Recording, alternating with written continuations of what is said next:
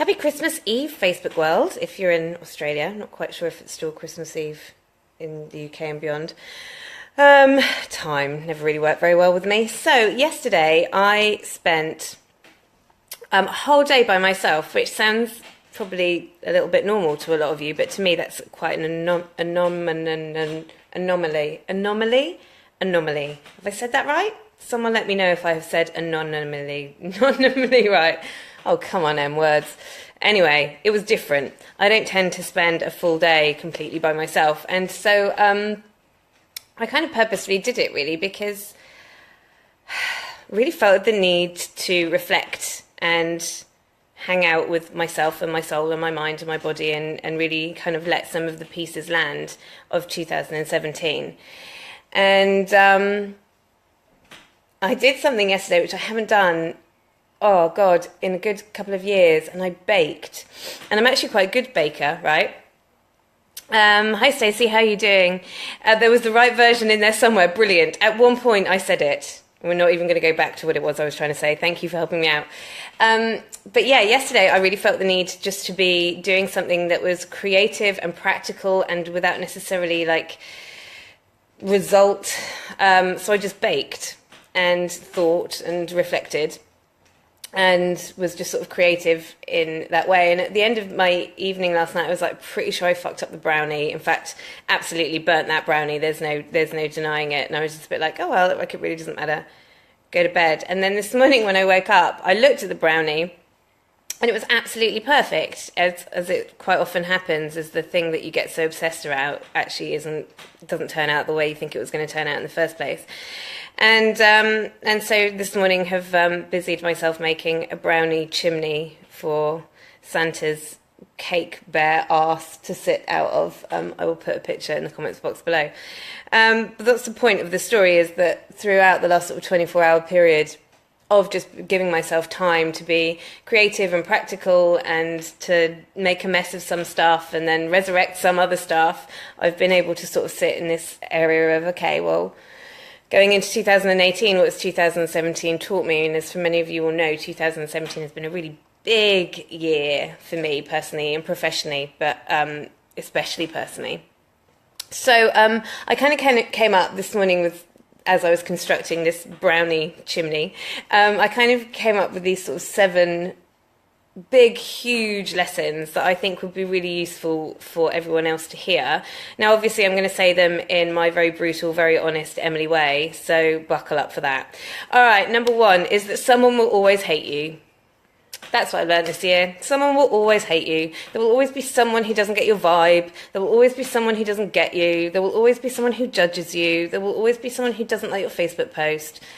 I want to give you a little bit of a story about this, an example of this. So maybe a couple of weeks ago, it was like 36 degrees here in Melbourne. And for whatever reason, I decided that I was going to go to a yoga class. Now, I don't often do yoga. I'm not particularly bendy. And it's just, I'm a massive runner. And that's my meditation. It's me getting into connection with my breath and my body and my mindset and all that kind of stuff. So yoga's just not really my deal. Anyway, for whatever reason, I was inspired to go to a yoga class. Right, so I walk to my local yoga studio and I walk in the room, right, and it is like 4 fucking billion degrees in my face. And I was just like, oh, shit me.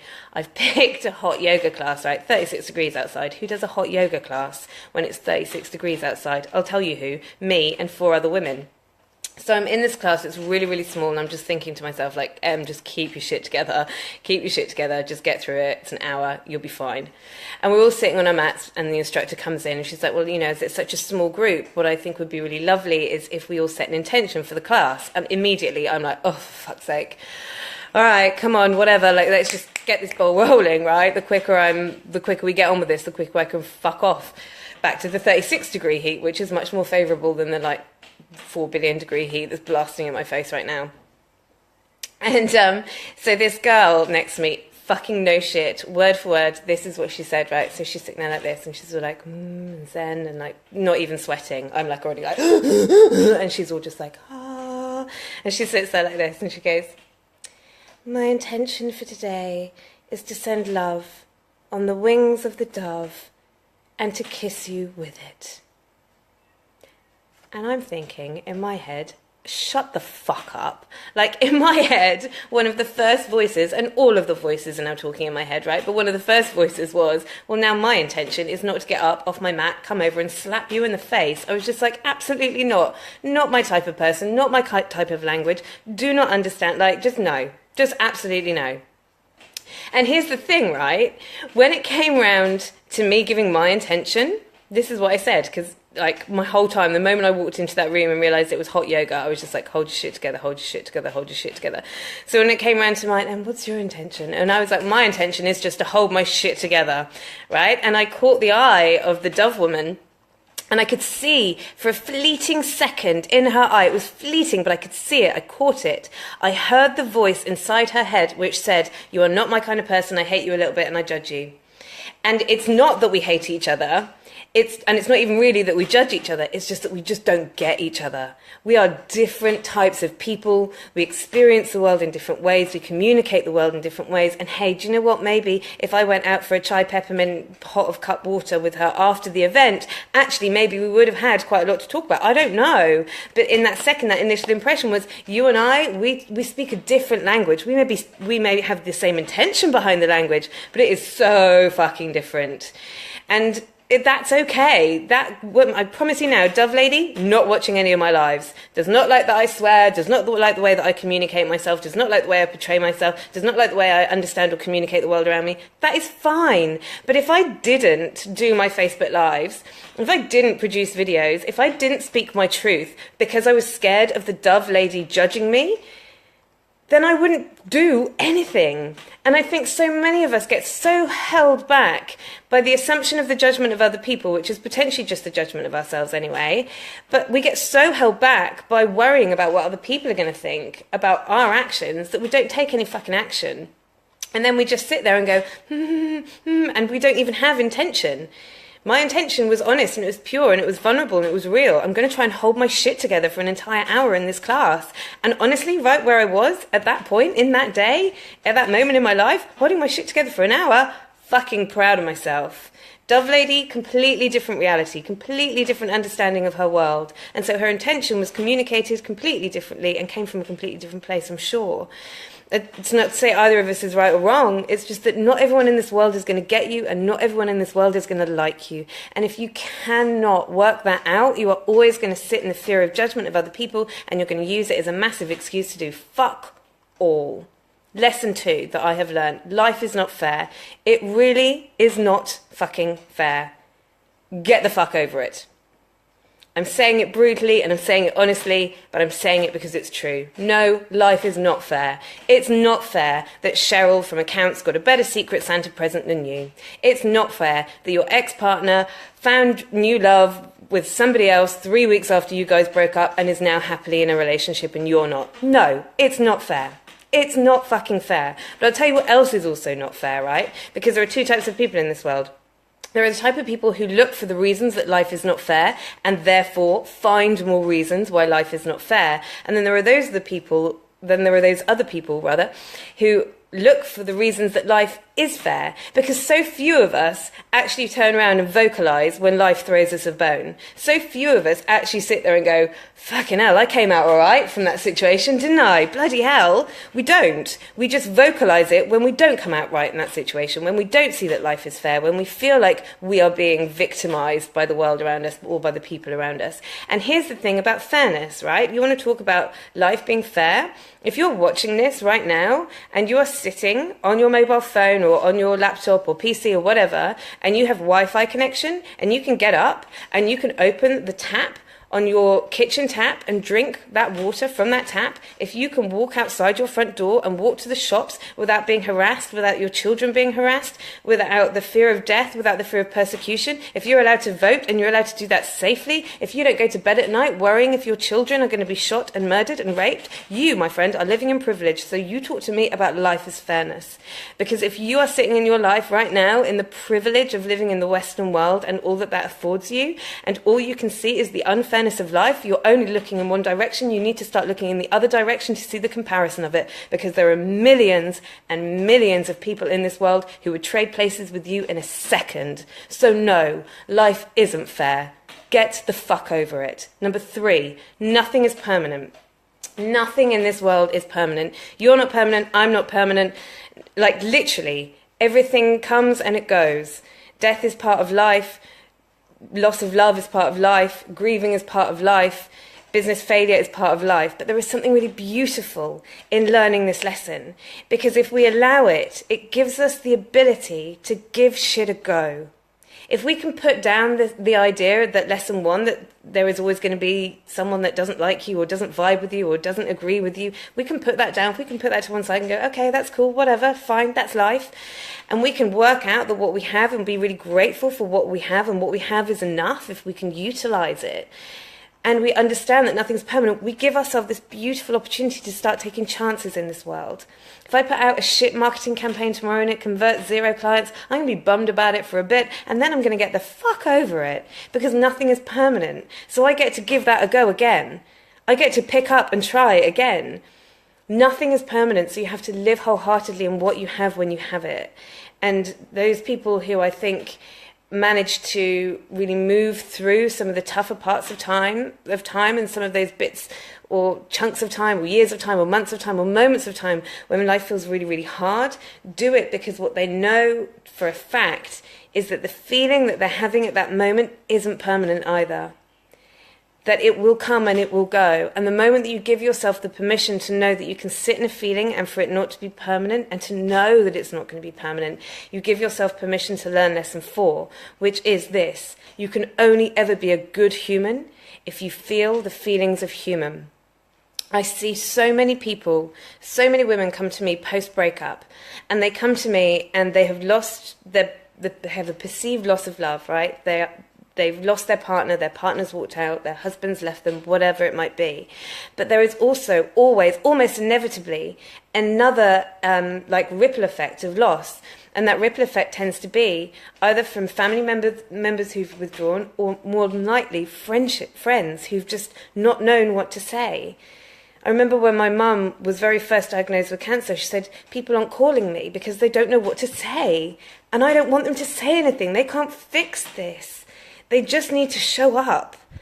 And they're not showing up. And the reason that people don't show up is because it triggers a feeling inside of them that they have so long been repressing, or so long been suppressing, or so long trying to ignore, or trying to numb, or trying to hide. You have to know what it is to be a human, to have the strength to stand in front of someone else while they are being human, and not rescue them, and listen to them and allow them to be seen. If you get good at dealing with the hard bits of life, at dealing with your own shit, with your own shadow, with your own emotion, if you can really hanker on in there and feel it and know that it will pass, you will be a better friend, you will attract better relationships, you will be a better partner, your marriage will improve, and I swear to God you will be a better parent. Because it's so easy for us in this life to look to be rescued, or to ask somebody else to rescue us. And actually the best crew that I have ever had in my life around me now have all gone through so much of their own shit and been able to process it and come out the other side that they only ever rescue themselves. So they're never going to rescue me, nor are they going to ask me to rescue them, but they are going to show up and be. That is phenomenal. That is being human. That is being a friend, it's being a partner, it's being a parent, it's being a leader.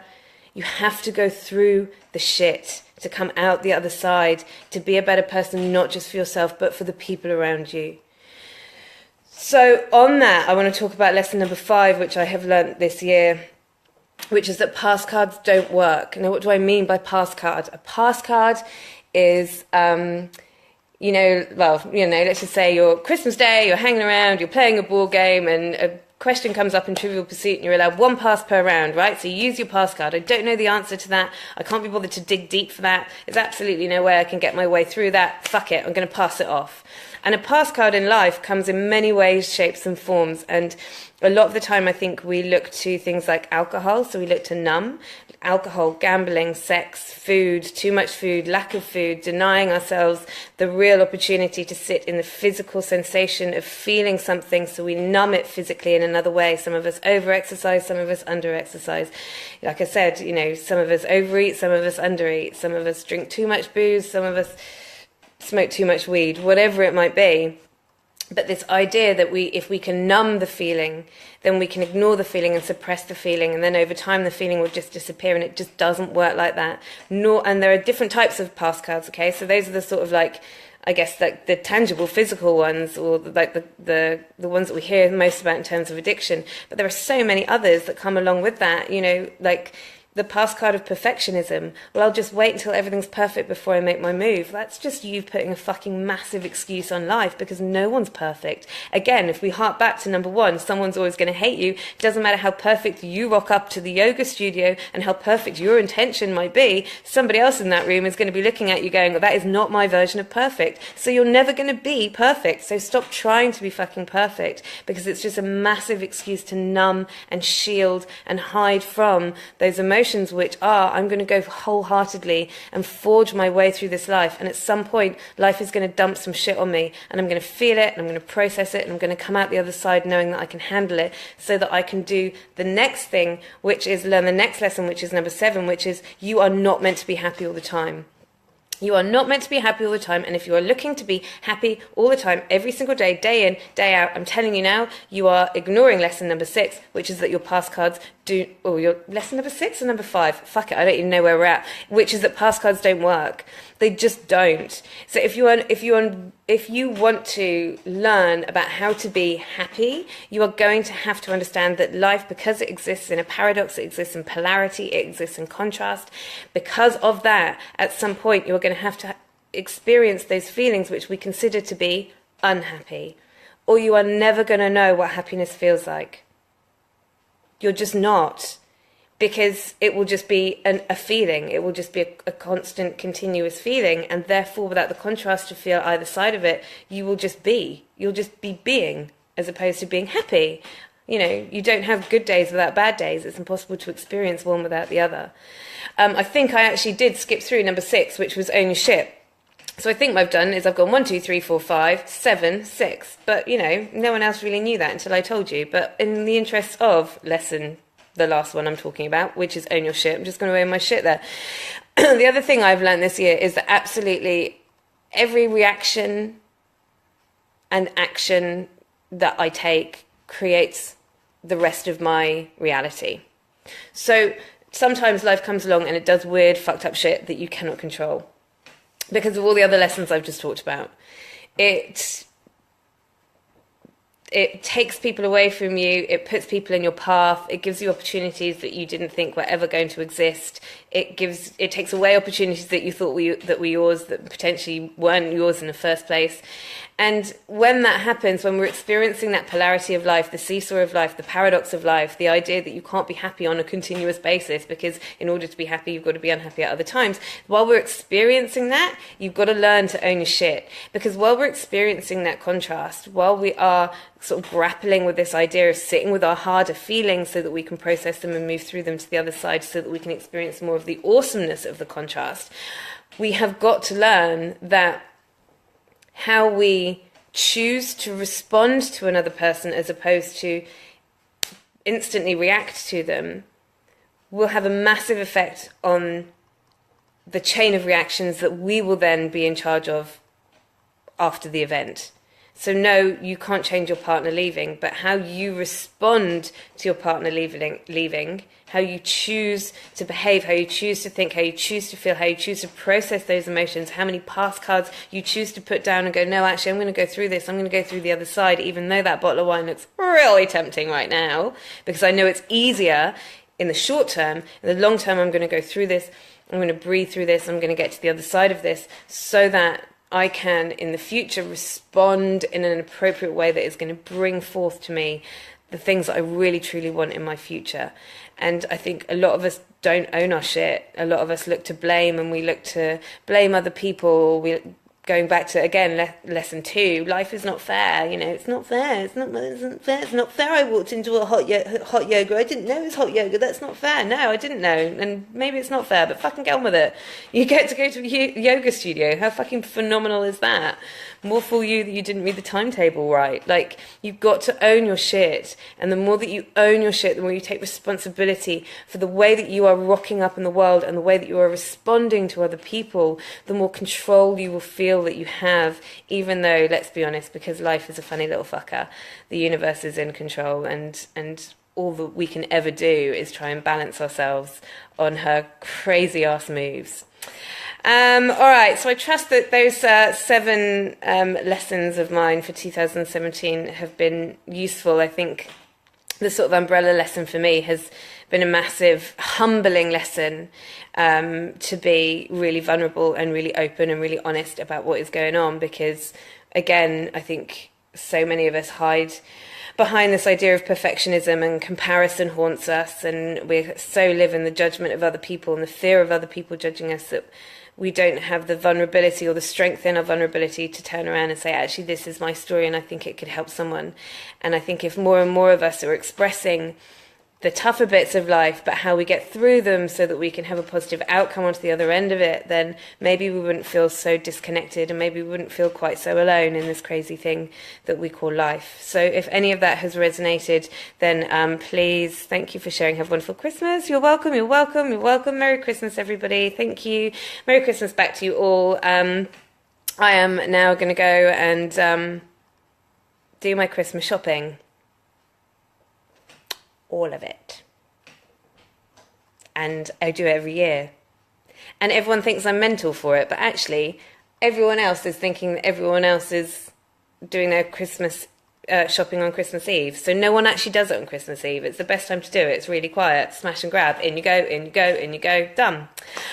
All right, thank you ever so much for joining me. If anyone is interested in anything that I've said today, or if this has really resonated, do me a favour and just tag a mate. Anyone that you think might be needing to hear this message, then please feel free to share the love around. And if you're in Melbourne and you're free on Wednesday the 17th in the evening and you're near the CBD, then I'm running a workshop about how to start this new year with a new revived love, not just of self, but for the universe around you, so that you can attract in phenomenal relationships into 2018. So if you feel like you've been struggling with relationships, whether they be platonic, but more importantly, romantic, because that normally tends to be the kicker, right? If you've been struggling with those in 2017, and you would like a little whoop up the arse for 2018, some real tangibles around what to do about that, then come and join me. I will put the link to that event in the comments box below. For now, happy Christmas Eve. Have a phenomenal day tomorrow. Be grateful for what you have, who you are, and the people that you have around you, because I'm telling you now, there's somewhere in this big wide world with a bunch of people that would literally kill to have your life. So be grateful for what you do have, because it's probably more than you realise. All right, thanks 2017. I'll see you later. Hopefully not, actually.